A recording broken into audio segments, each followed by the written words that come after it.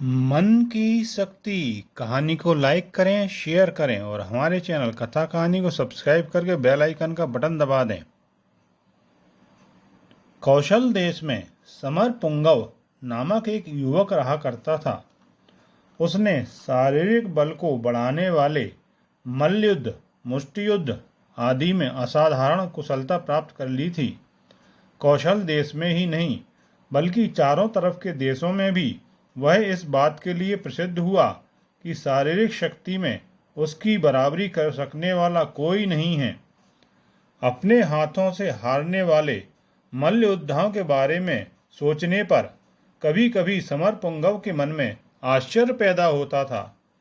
उसमें कुछ लोग उससे कहीं ज्यादा शारीरिक बल रखते थे, कुछ मल्ल युद्ध के रहस्य जानने वाले कुशल योद्धा थे, फिर भी वे उससे हार जाते थे। तो इसका अर्थ यही है कि वे उसके सही प्रतिद्वंदी नहीं थे। यह विश्वास समर पुंगव के मन में जम गया। एक बार बातचीत होने पर समर पुंगव ने अपने गुरु अजित मल्ल से कहा, गुरुजी, मैंने कई पहलवानों को हरा दिया। यह मेरे लिए कोई गर्व करने की बात नहीं है, क्योंकि मेरे विचार से वे लोग मेरे सही प्रतिद्वंदी नहीं थे। समर पुंगव की बातें सुनकर अजित मल्ल मुस्कुराकर बोले, खासकर मल्ल युद्ध जैसी विद्याओं के लिए केवल शारीरिक बल पर्याप्त नहीं है, कुछ अन्य शक्तियों की भी आवश्यकता होती है। समर पुंगव ने सविस्तार उनका परिचय कराने का गुरुजी से निवेदन किया, लेकिन अजित मल्ल ने बताया, समय आने पर तुम खुद ये बातें समझ जाओगे। अनुभव के द्वारा प्राप्त करने वाला ज्ञान तुम्हारे भविष्य के लिए कहीं ज्यादा लाभदायक सिद्ध होगा। गुरुजी के इस उत्तर से वह पूर्ण रूप से संतुष्ट नहीं हुआ। इसलिए कुछ दिन बाद समर पुंगव अपने सही प्रतिद्वंदी की खोज में देशाटन पर निकल पड़ा। कई दिनों के बाद वह कामरूप राज्य में पहुंचा। एक दिन वह पहाड़ी रास्ते से चला जा रहा था कि उस वक्त अचानक निकुंभ नामक एक भयंकर राक्षस से उसका सामना हुआ। महाकाय निकुंभ एक पहाड़ी गुफा में निवास करता था। भूख लगने पर वह आसपास के गांवों में जाकर मनुष्यों और पालतू जानवरों को पकड़कर खा जाता था। कामरूप के राजा अखिल ने उस राक्षस का संहार करने के लिए कई बार सैनिकों को भेजा। असंख्य सैनिकों को हमला करते देखकर भी निकुंभ विचलित नहीं होता था, उल्टे तेज स्वर में हुंकार करता था। इस पर सैनिक जान के डर से भाग जाते थे। इस कारण उसका हौसला कहीं ज्यादा बढ़ गया था। वह हद से अधिक घमंडी भी हो गया था। निकुंभ को देखते ही समर पुंगव के अंदर उत्साह उमड़ आया। उसने ताल ठोककर निकुंभ को ललकारा। कई साल बाद एक मनुष्य के द्वारा उसे ललकारते देखकर पल भर के लिए वह चकित रह गया। फिर उसने भी हुंकार भरते हुए समर पुंगव को ललकारा। एक मानव को इस प्रकार ललकारते देखकर निकुंभ के मन में आश्चर्य के साथ साथ भय भी पैदा हुआ। समर पुंगव उछलकर राक्षस की ओर कूद पड़ा। इस प्रयत्न में उसके पैर से ठोकर खाकर एक चट्टान लुढ़कते हुए राक्षस की ओर सरकने लगी। उससे बचने के लिए राक्षस थोड़ा सा हट गया। इस बीच समर पुंगव ने राक्षस पर हमला करके मुक्के मार मार कर उसको नीचे गिरा दिया। समर पुंगव के आघात से निकुंभ का सर चकरा गया। वह संभल कर उठने को हुआ था कि समर पुंगव ने उस पर लात और मुक्कों का प्रहार किया। दोनों के बीच थोड़ी देर तक भयंकर युद्ध हुआ। आखिर राक्षस समर पुंगव के हाथों मारा गया, लेकिन समर पुंगव भी राक्षस के आघातों से घायल होकर बेहोश हो गया।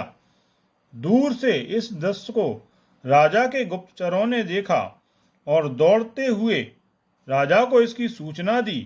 राक्षस से पिंड छूट जाने की खबर सुनकर राजा मुस्कुरा उठे, परंतु दूसरे ही क्षण चिंतित होकर मंत्री से बोले, निकुंभ राक्षस का वध करने वाले के होश में आने से पहले ही हमें उसका अंत कर देना होगा। तुम लोग शीघ्र तैयार हो जाओ। मंत्री की समझ में ना आया कि निकुंभ जैसे भयंकर राक्षस का वध करके देश का हित करने वाले का संहार राजा क्यों करना चाहते हैं? आखिर उनका उद्देश्य क्या है? राजा और मंत्री थोड़े से सैनिकों को साथ लेकर उस पहाड़ी प्रदेश में जा पहुंचे। तब तक कई लोग समरपुंगव को घेरे हुए थे। कुछ लोग बड़ी श्रद्धा और भक्ति के साथ समरपुंगव के घावों पर दवा लगाकर पट्टी बांध रहे थे। राजा ने उस दृश्य को देखकर अपनी तलवार को म्यान में लौटा दिया। इसके बाद उन्होंने समरपुंगव को प्रणाम करके कहा, मैंने सोचा था कि निकुंभ जैसे महाकाय राक्षस का वध करने वाला उससे भी भयंकर होगा। यह सोचकर मैं इस भ्रम में पड़ गया था कि एक का पिंड छूटने पर उससे भी भयंकर व्यक्ति से पाला पड़ा है। इस ख्याल से मैं आपको मारने के लिए यहाँ पर आया था। मेरी इस सोच पर मुझे स्वयं लज्जा हो रही है। महाराज, जनता का हित चाहने वाले प्रत्येक राजा के मन में ऐसा विचार पैदा होता है। इसमें आपका कोई दोष नहीं है। समरपुंगव ने राजा के विचारों का समर्थन करते हुए कहा। यह जवाब सुनकर राजा संतुष्ट हुए और बोले, आप या तो देवताओं का अंश लेकर पैदा हुए हैं या अतीन्द्रिय शक्तियां रखते हैं। मेरे भारी सैनिक दलों को निकुंभ ने अपनी हुंकार से ही डराकर भगा दिया था। महाराज, मेरे अंदर देवताओं का अंश अथवा अतीन्द्रिय शक्तियां बिल्कुल नहीं हैं। मैं इस वक्त अपने गुरुजी के उपदेशों के रहस्य को समझ गया हूँ कि दैहिक बल के साथ साथ अन्य शक्तियों की भी आवश्यकता होती है। वे शक्तियां हैं मन की दृढ़ता, लगन और आत्मविश्वास। इसी कारण राक्षस को देखने पर मेरे भीतर यही विचार आया कि मेरी बराबरी कर सकने वाला मिल गया है, पर मेरे मन में यह विचार बिल्कुल भी नहीं आया कि वह एक भयंकर राक्षस है। लेकिन आपके सैनिकों के मन में पहले से ही इस बात का डर घर कर गया था कि वह एक भयंकर राक्षस है। वह मानवों से अधिक शारीरिक बल रखता है, इस कारण उसका सामना करना संभव नहीं है। समरपुंगव ने कहा। ऐसे महान योद्धा समरपुंगव की विनयशीलता पर राजा बहुत प्रसन्न हुए। इसके बाद राजा समरपुंगव को राज सम्मान के साथ राजधानी में ले गए, उसका सत्कार किया। कुछ दिन बाद उसको आदर सहित विदा कर दिया। आपने यह कहानी ध्यानपूर्वक सुनी, इसके लिए धन्यवाद। आपको यह कहानी कैसी लगी कृपया कमेंट बॉक्स में जाकर लिखें।